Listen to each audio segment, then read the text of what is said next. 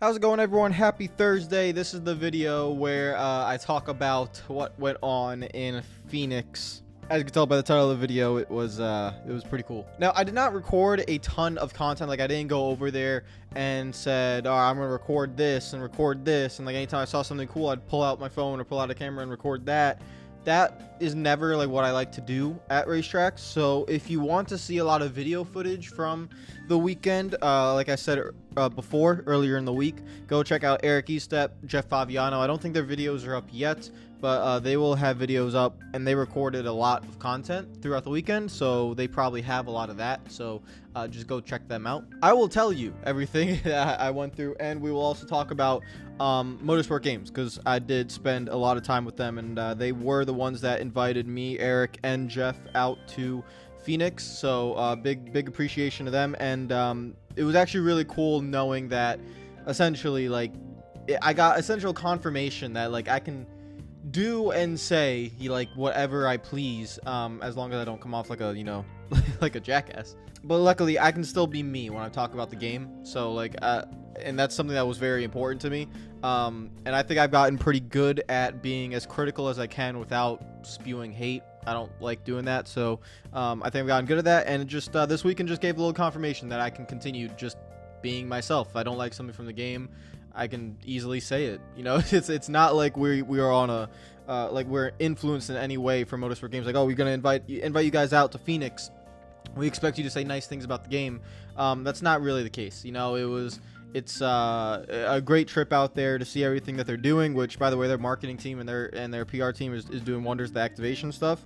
And I know you guys don't see it, but there are like a lot of little kids that go up to the game. They don't have YouTube, so like they don't know any of this. And they play the game and they love it, and I saw it all. So I just want to stress that, like, yes, the game's broken and all that stuff, we know that, but there is another world out there where there's like kids who really don't understand any of this. Like, they're 6, they're 7, they're 5. All right, I saw it all the time, and they're having a whale of a time playing a game at the track. So just know that side of things too, you know. But we'll talk about Motorsport games in a little bit later. I want to talk about the weekend in Phoenix. So as you guys know, I did, you know, I already talked about the title of the video and on Twitter, I did meet Jeff Gordon, which was incredible. So I'll actually explain to you guys what happened. So it was on Sunday, and we were standing at the BJ McLeod 78 Team Live Fast pit box. We were right outside that area. So we were there for the national anthem, and we were like walking up and down the grid, so that's why we were back there. So we just decided to stand there for the national anthem, got some water because it was very hot, and I was just standing there. Eric was with me, and Jeff was, I think Jeff was somewhere down. He went back to the stands. Actually, we were there, and I'm just standing there. I think the national anthem ends, and then you're waiting kind of for the command to start engines and stuff so that everyone could get going. There's like a little bit of a gap there for TV commercial breaks. And I'm standing there, and right behind us is the entry to the garages. So, you know, if you know Phoenix, you come down pit road and you make a left and you go to the entry of the garages, and then it kind of wraps all the way around to the front pit stretch area. Apparently, you know, I didn't realize Gordon was actually walking to the 24 hauler to get like a headset, one of the headsets you need to use to be able to listen to everything.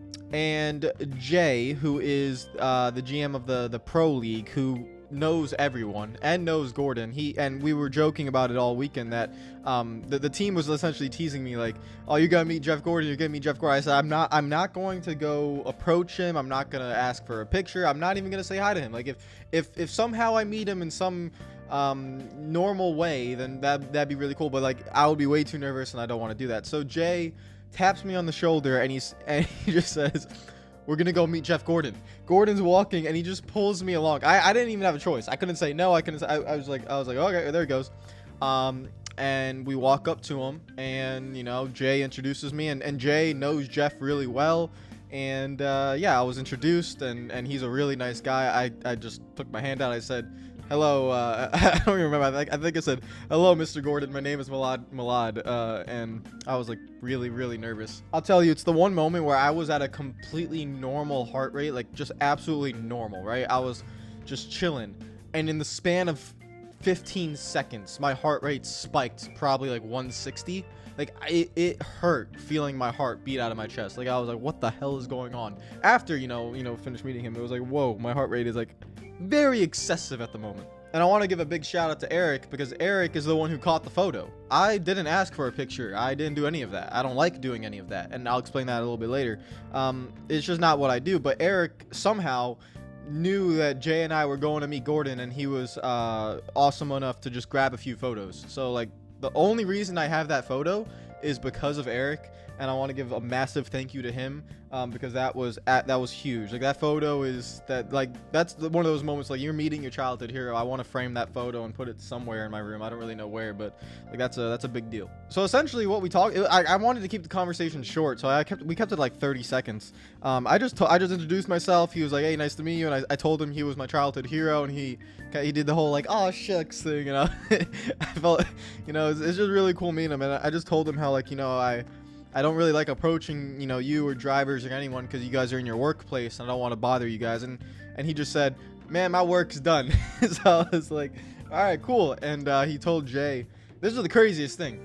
He told Jay, and I don't even know if he was talking, I think he was talking to me too, but I'm pretty sure he was talking mostly to Jay. He was like, he said, when we win this, the ring ceremony will be in the barn. Come have a beer with us. And out of that whole process, I was like, this man said when, not even if.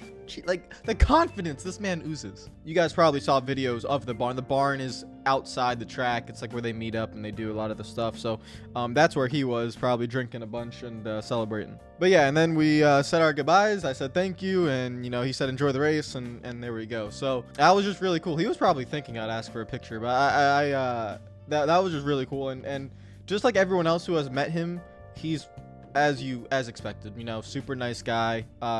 He's not in any rush. He takes his time to greet everyone. I saw other people like stop him for selfies, and he would like, you know how some people keep walking on a selfie and you have to like walk with them? He would completely stop, make sure you get the photo taken with you, and then, you know, go on his way again. And I just saw stuff like that, and you know, he's like a real cool guy. And he probably, you know, stops more because he's not a driver anymore, so he doesn't have to like always be somewhere. But it was just really cool meeting him. And yes, he has packed on weight. That was one of the first things I noticed. I was like, ooh, that's a little bit of a beer belly right there, my sir. God damn. He's looking like a mini Rick Hendrick. That's essentially what he looks like now. I am taller than him, I think. I might be an inch taller than him, which makes me happy. So that was the highlight of the weekend. Like, there was nothing better than that. Like, that once that happened, I was like, well, well, when I come to NASCAR races now, there genuinely is nothing to be excited for. I'll be there for the race.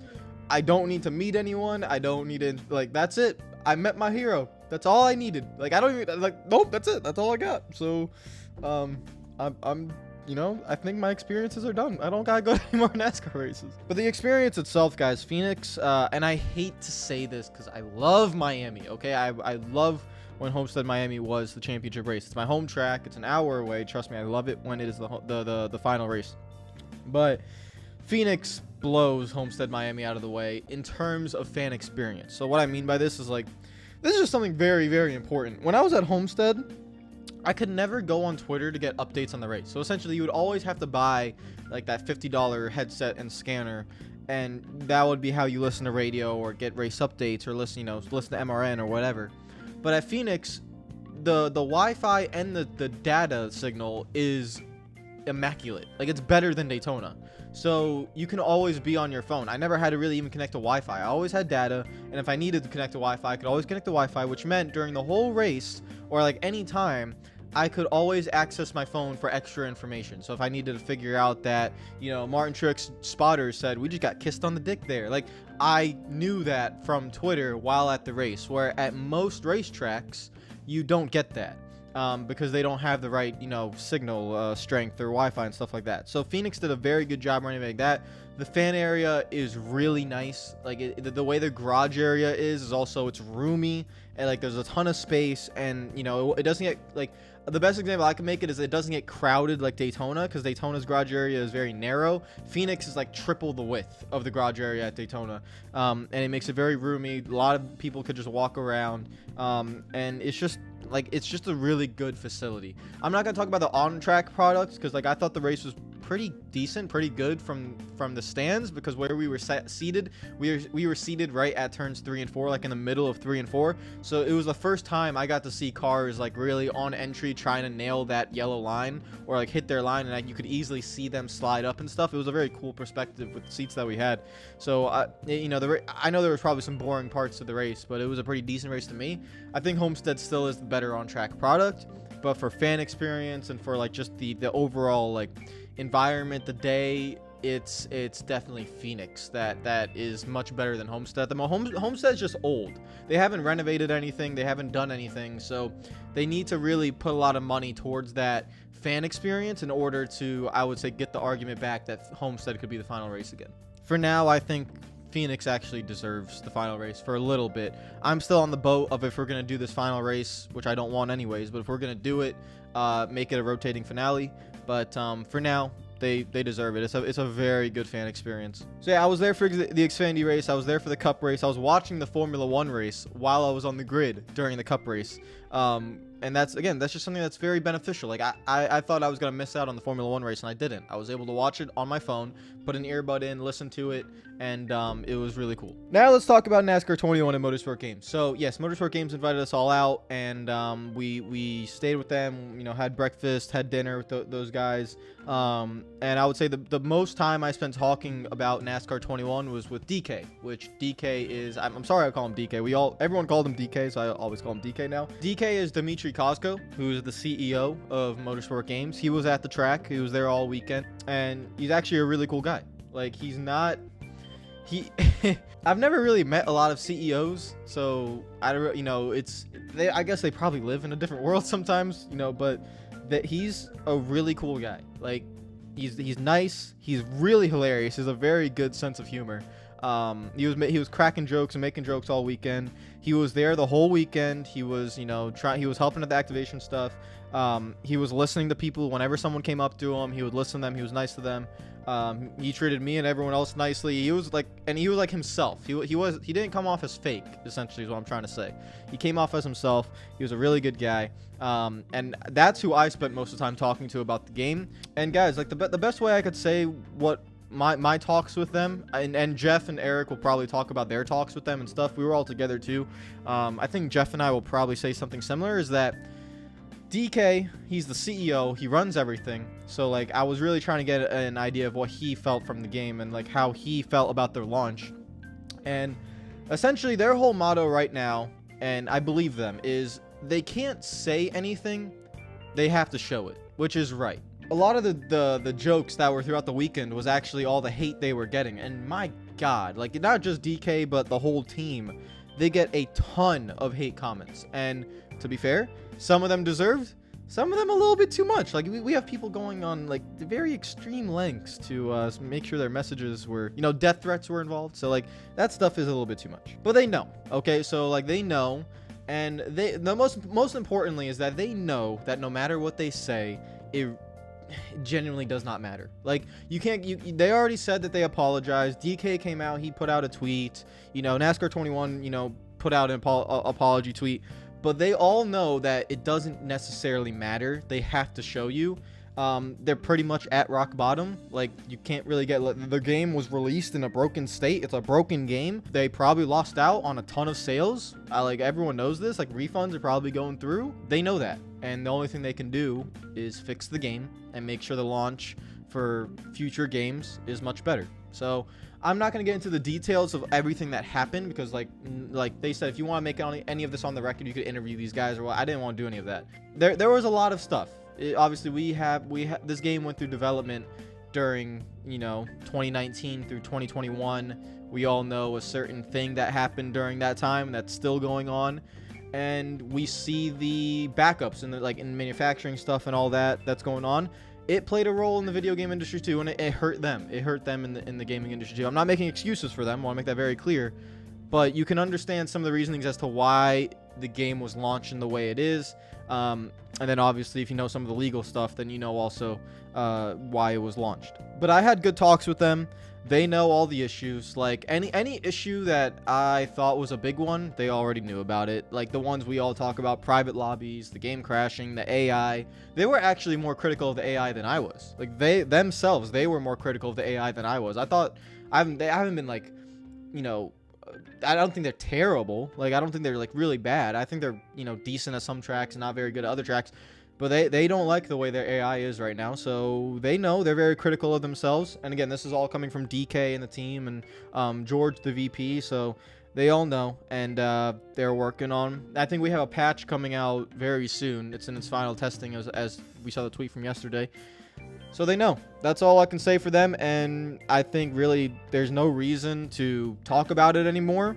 The only thing we gotta wait for is just, you know, what will the game look like in a month or two time. It already released broken. I think a lot of you have already spoken with your wallets, and I keep trying to urge you guys, if, you know, hold off, wait for the game to get fixed, and then if you want to buy it at a price drop, then do it then, which is nice. And that like I said again, I'm not restricted to say anything I don't want to say, right? So I can say whatever I want to say. If I told you the game, these guys were absolute, you know, idiots and you should never support them ever, I could say that. But they're not. They're normal people like you and me. Once you interact with these people, once you interact with anyone, you'll actually realize 99% of the time these guys are normal guys. They care about the game. It's not a money grab. You know, if it was a money grab, they would have just made Heat 6. Just stay on Unity. Put out another game. Make Heat 7. Make Heat 8. Keep it on Unity. It's not a money grab. They are actually trying to make a great game. It really is not great at the moment, but they're trying. And so that's the most I'm going to say for that. So hopefully you guys kind of understand what I'm saying. Overall, the weekend was great. They were great to talk to. There are a bunch of good guys and gals who work there that want to make a better game. It does not matter what they say. So they know that. I know that. Really anything they say, I don't really care.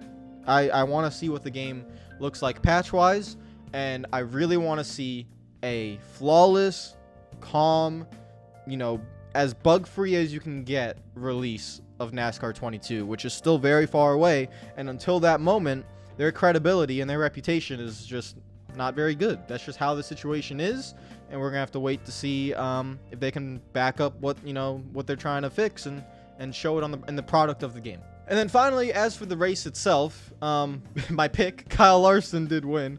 So I did not think he was going to win for the majority of the race. When I saw Larson and Elliott running 1-2 and I realized Elliott was a little bit quicker, I was like, I don't know how Larson's going to win this. And then obviously the caution of David Starr is what changed everything. They got the pit stop, and that pit stop was crucial. Whoever came out first, those four cars were so equal, and the Hendrick cars were so much better on the short run, that whoever came out first on that pit stop would have won the championship. Denny Hamlin was inches, like a few, like 0.2, 0.3 seconds away from winning the championship. Because if he got off pit road first, he would have held off Larson. He would have won the championship. So is that a complaint? Because like you couldn't pass? I don't think so. I just think those four cars were so equal, and I mean, you could run a different line. Hamlin could have went up, he could have went down. It didn't matter, but it was a 20-lap short run. We knew the Hendrick cars were faster on the short run, and Hamlin was behind Larson. We knew Elliott even couldn't pass Larson at that point, so I think at that point it was a done deal. So whoever got off pit road won the race, and Larson went from 4th to 1st. First pit stall, he got it because he qualified well. It was a great scene, and that's what I wanted to see. I wanted to see a deserving champion, which was Kyle Larson. He deserved it more than anyone else.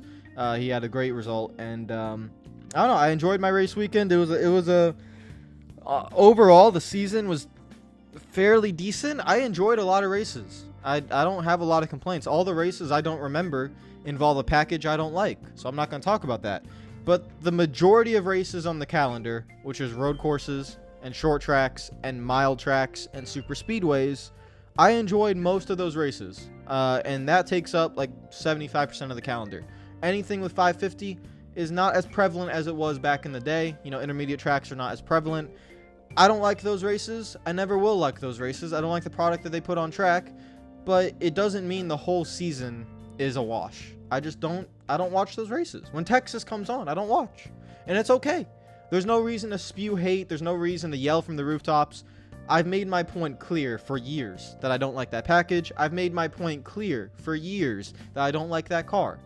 That car is now gone. We're going to next gen, which I'm very, very excited about. I'm very excited to see how next gen performs on road courses and short tracks and super speedways. I want to see what super speedway package it runs and the mile tracks. Whatever that car does in the 550, I don't really care because that's not the package for me. So whenever NASCAR wants to change that package, then I will jump on board. But until then, I'm not going to watch those races. I'm not going to spew any hate or spew any criticism towards those races.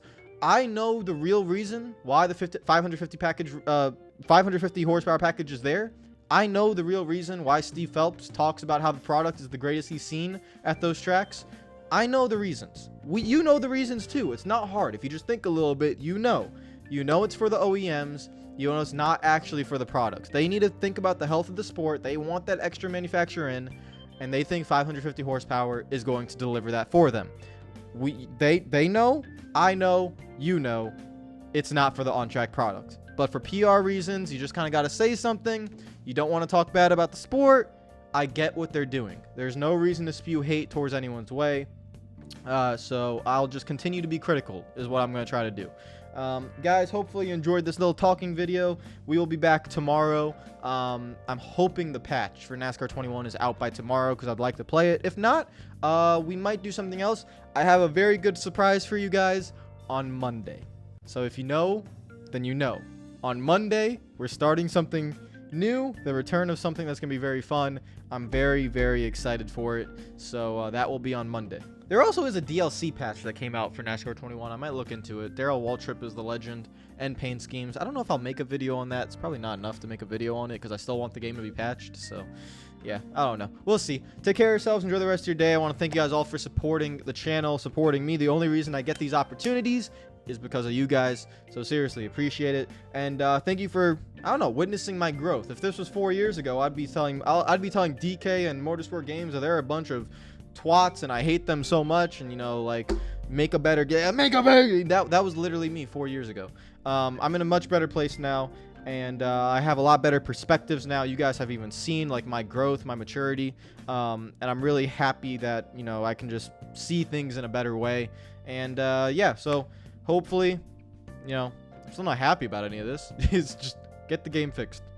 Make sure, please, no more bad releases. I'll see you guys tomorrow. Thank you so much for always supporting. Comment down below. Hopefully everyone enjoyed the season, and I will see you guys tomorrow. And NASCAR, we will see you guys at the LA Coliseum. How in the heck that race is going to go, I have no idea. But hey, it's for the fans, so who cares? Take care of yourselves. Peace out.